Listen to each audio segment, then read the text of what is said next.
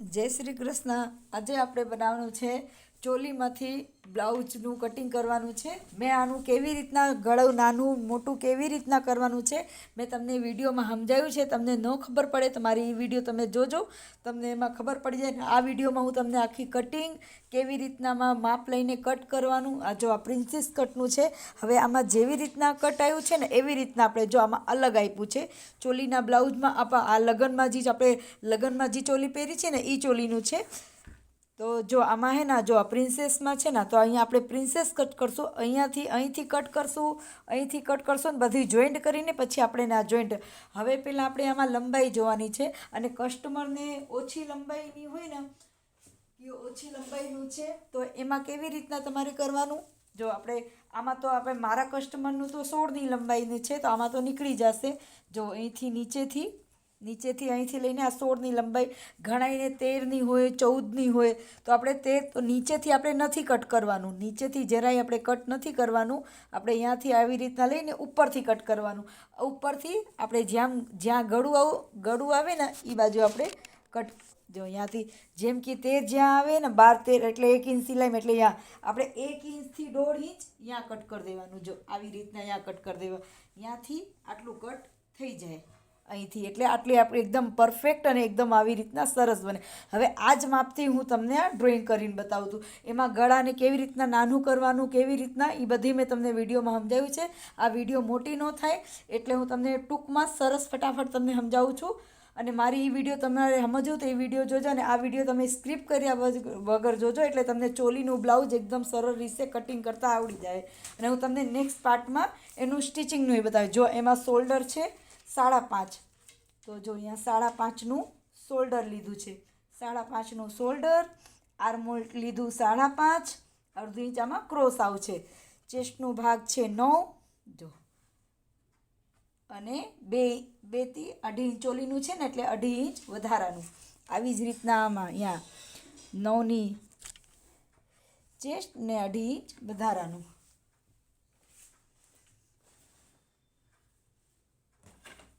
જો હું તમને એકદમ સરસ લીસ્ટથી સમજાવું. જો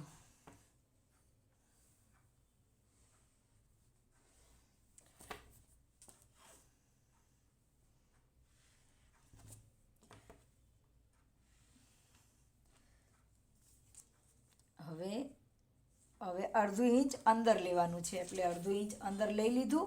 અને આ આપણે ચોલીનું છે ને એટલે પહેલાં આગળનું જ ભાગ, અને આગળનું ભાગ પ્રિન્સેસ કટવાળું છે એટલે આપણે આ ઘડી બાજુથી જ કરવાનું છે. હજુ આમાં બધી નીકળી જાય. હું તમને જો એકદમ સરળ રીતથી બતાવું. પછી આ 1 ઇંચ પાછળ હૂક આવશે ને એટલે પાછળનું આપણે અલગ કરશું. અને પછી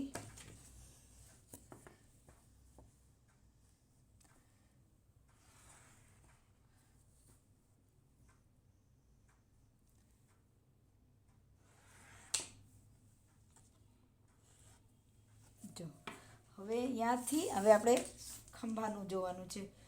આમાં ગળું થોડુંક મોટું આવશે. દોરી છે, ગળું મોટું આવશે અને ખંભો આવશે 3નો ખંભો.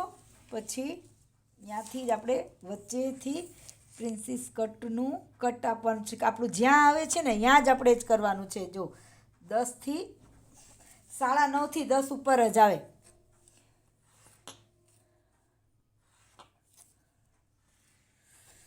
અહીંયાથી આપણે શેપ આપવાનું.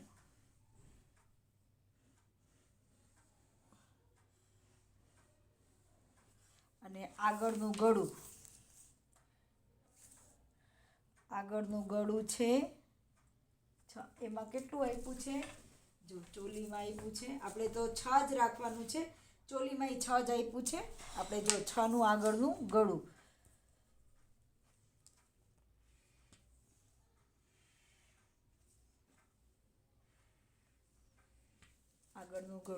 હવે આને આપણે કટ કરશું. પછી આપણે મેઇન કાપડ ઉપર કેવી રીતના રાખીને કટ કરવાનું છે હું તમને સમજાવું.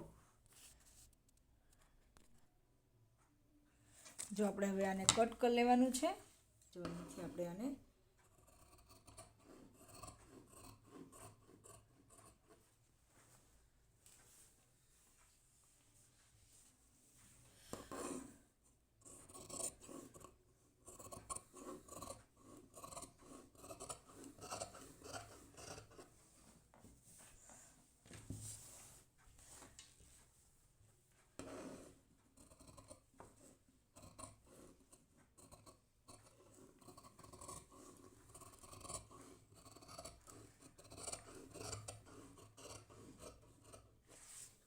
થઈ ગયું. હવે આ જ મૂકીને પહેલાં આપણે પાછળનું કટ કરી લેવાનું, પછી આને અહીંથી કટ કરવાનું, એટલે એ આગળ અલગ થશે ને આ અલગ થશે. જો હું તમને બતાવું, ડ્રોઈંગ કરીને બતાવું છું. જો આ મેં પાછળનું આ ડ્રોઈંગ આને જ મૂકીને આગળનું જે મેં કટ કર્યું છે ને એને પહેલાં વચ્ચેથી કટ નથી કરું, આ જ માપનું છે. એટલે આને જ આપણે આમ મૂકવાનું છે.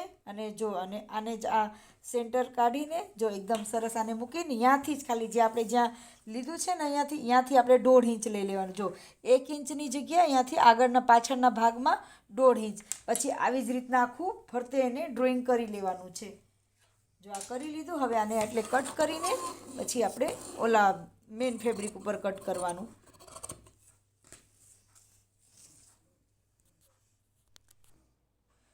જો હવે આપણે મેઇનને આવી રીતના જે મેં સૌથી પહેલાં ડ્રોઈંગ કર્યું છે ને એને કેવી રીતના હું કટિંગ કરું તમે જો આને ડ્રોઈંગ કર્યું છે ને, હવે એને કેવી રીતના હું કટ કરું. જો અને આટલું અહીંયાથી ગોલમાં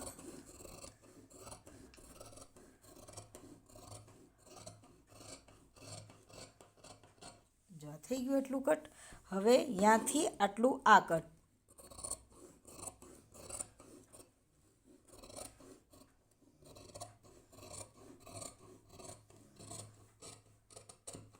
થઈ ગયું આ કટ. હવે આ માપથી અને આ માપથી આપણે કટિંગ કરવાનું છે. આ જો હવે આ મેઇન કાપડ છે ને આ રહ્યું, આના ઉપર જો આ પ્રિન્સીસવાળું જે આવું શેપ આપ્યું છે ને આ બ્લાઉઝ વધુ પૂરતા લાંબુ છે. એટલે જો આને આવી રીતના આપણે એને સેટ કરવાનું છે. જો આ કર્યું આપણે આવી રીતના આને સેટ. જો આમ સેટ કર્યું અને આને જો સેટ કરીને હવે આને કટ કરી લેવાનું છે આપણે.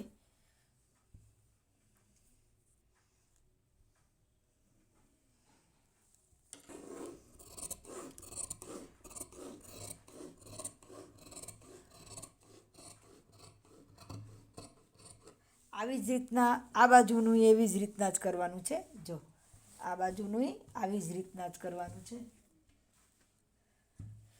આને આવી રીતના જ ગોઠવીને સેટ કરી દેવાનું છે.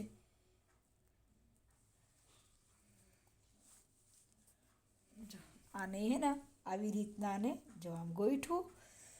જો આને હે ને આવી રીતના આમાં ગોઠવીને અને પછી આને આમાં જો આને આવી રીતના ગોઠવીને હું તમને આખું બધું કટ કરીને અને તમને એકદમ સરસ રીતે સમજાવું. જો આપણું એકદમ પરફેક્ટ માપ જો અહીં તમે મારી ઓલા પાસે સ્ટેન્ડ નથી એટલે સરખું જો આપણે ગળું ને બધું કેવું મસ્ત એકદમ માપથી ગળું. જો ગળું કેવું એકદમ પરફેક્ટ આપણું ગળું બેસી ગયું છે અને એકદમ માપથી આપણું ગળું. અને મેં ગળાને આવી રીતના વધારે પહોળું છે ને તો નાનું કેમ કરવાનું છે એ મેં તમને વિડીયોમાં સમજાવ્યું છે. તમે એ મારી વિડીયો જઈને તમે જોજો એટલે તમને ખબર પડે. જો આ પાછળનું ભાગમાં આપણે આ કટ કરી દીધું છે. જો આ પાછળનું ભાગ છે આને આવી રીતના પાછળના ભાગને આવી રીતના સેટ કરીને એમાં પછી ત્યાંથી આપણે આને કટ કરી દેવાનું છે. જો આ આગળનું ભાગ મેં એવી રીતના મૂકીને જો આ જેમ અલગ અલગ હતું બધું જો અલગ અલગ છે. આ આગળના ભાગનું કટ થઈ ગયું પાછળનું. અને સ્લીવ મેં તમને બતાવ્યું છે. સ્લીવ બધાના જેમ હોય. આ જો આપણે જે પ્રિન્સીસ કટનું કટ કર્યું છે એનું કટ થઈ ગયું. હવે બધાએ કેવી રીતના જોઈન્ટ કરવાનું, કેવી રીતના એને કટિંગ કરવાનું કે આ કટિંગ તમને શીખવાડતું તો હવે કેવી રીતના આને સ્ટીચ કરવાનું, આ કફ કેવી રીતના લગાડવાનું, આમાં કફ કેવી રીતના લગાડવાનું એ બધું હું તમને નેક્સ્ટ પાર્ટમાં બતાવીશ. એટલે મારી આ વિડીયો જોજો, લાઈક કરજો, સબસ્ક્રાઈબ કરજો, શેર કરજો, કમેન્ટ કરજો. તમને શું નવું ટૉપિક ઉપર શીખવું છે.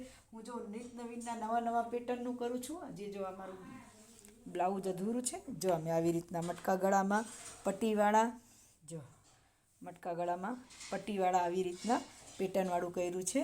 લેસવાળું જો આમ લેસ લગાડીને ને જો આ લગનનું જ બ્લાઉઝ છે. પટ્ટીવાળું કર્યું છે. જો આમાં સ્લીવમાં આવી ડિઝાઇન આવી છે ને આપણે આપણી રીતે આપણું બ્લાઉઝ કરવાનું. જો આમાં સ્લીવમાં આવી ડિઝાઇન આવી છે ને એની પછી આવી રીતના આમાં પેટર્ન કરી દીધી. લેસ પટ્ટીથી જ આપણે મસ્ત પેટર્ન કરી દીધું. મારી વિડીયો ગમે તો લાઈક કરજો, સબસ્ક્રાઈબ કરજો, શેર કરજો, કમેન્ટ કરજો. તમને શું નવું ટૉપિક ઉપર શીખવું છે. જય શ્રી કૃષ્ણ.